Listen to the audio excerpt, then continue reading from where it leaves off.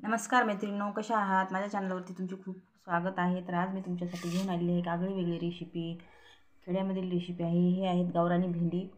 पाहू शकता. तुम्ही कुठे पाहिली का अशी भेंडी? तुम्ही खाल्ली का अगोदर कधी? नक्की कमेंटमध्ये सांगा.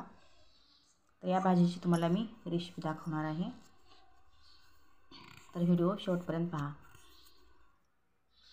तर ही मी अशी कोवळे छोटे असे मऊ असलेली भेंडी मी बाजूला काढून घेणार आहे आणि स्वच्छ धुवून घेणार आहे. छोट्या भेंडी मी बाजूला अशा काढून घेणार आहे. निब्बर भेंडीची पण तुम्हाला रेसिपी दाखवणार आहे.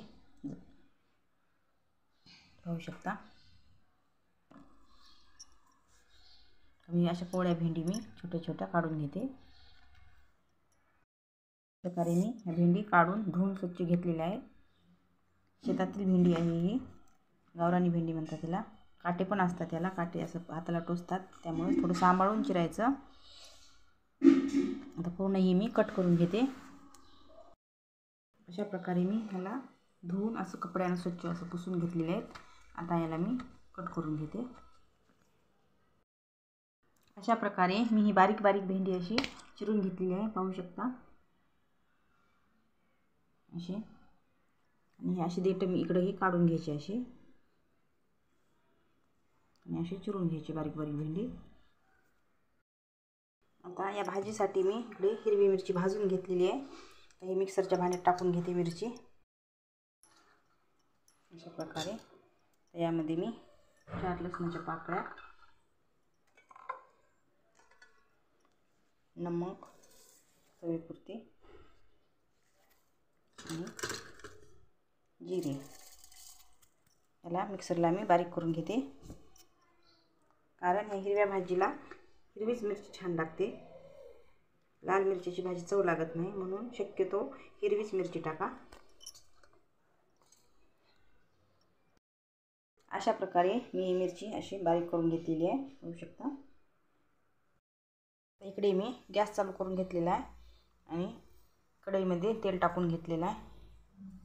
तेल गरम झालं की यामध्ये टाकूया आपण मोहरी छान तडतडली की टाकून घेऊ आपण जिरे. या भाजीला मसाल्याची किंवा जास्त असायची काही गरज नाही. टाकून घेते मी लसूण जिऱ्याची पेस्ट.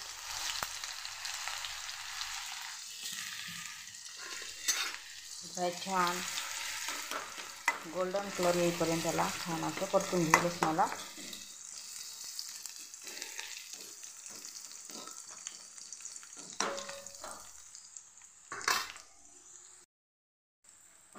छान असा लसूण आपला ह्याच्यामध्ये कळलेला आहे. छान कलर आलेला आहे. यामध्ये टाकून घेऊ आपण टोमॅटो.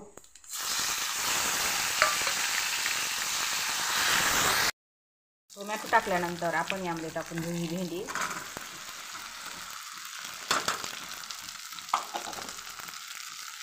एवढं याला मी असं परतून घेते.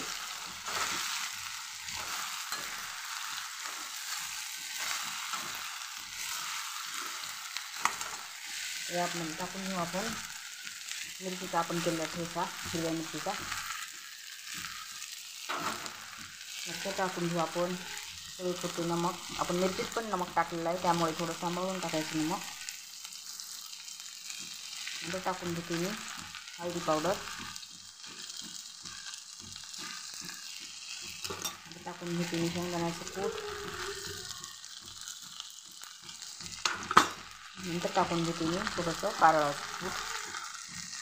कारळाचं कूट तुम्ही तुमच्या आवडीनुसार नाही टाकले तरी चालेल.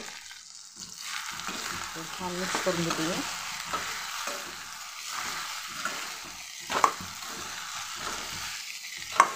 खूप छान होते भाजी, तर नक्की तुम्ही ट्राय करून बघा. कशी वाटली रेसिपी नक्की कमेंट करून सांगा. आता यामध्ये टाकून घेते मी पाणी. तुम्ही असं वाफून घेऊन पण तुम्ही होऊ शकता. वर झाकण ठेवून वाफून घ्यायची. थोडंसं पाणी टाकलं की पूर्ण मीठ आपली मिरची टाकलेली पूर्ण याला भेंडीला लागते, म्हणून थोडंसं पाणी टाकायचं.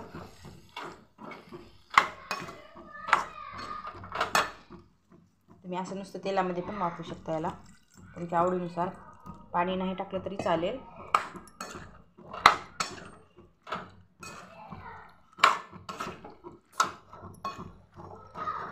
अशा प्रकारे मी या भाजीला एक 10 मिनटं असंच झाकण ठेवून वाफवून घेते.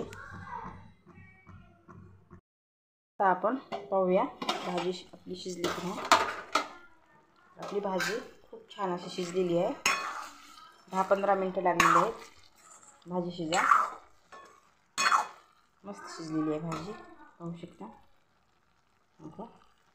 अशा प्रकारे आपली भाजी खाण्यासाठी तयार आहे. तर नक्की ट्राय करून बघा. कशी वाटली रेसिपी नक्की कमेंट करून सांगा. व्हिडिओ आवडला तर व्हिडिओला लाईक करा. नवीन असेल चॅनलवर तर चॅनलला सबस्क्राईब करा. धन्यवाद व्हिडिओ शेवटपर्यंत पाहिल्याबद्दल.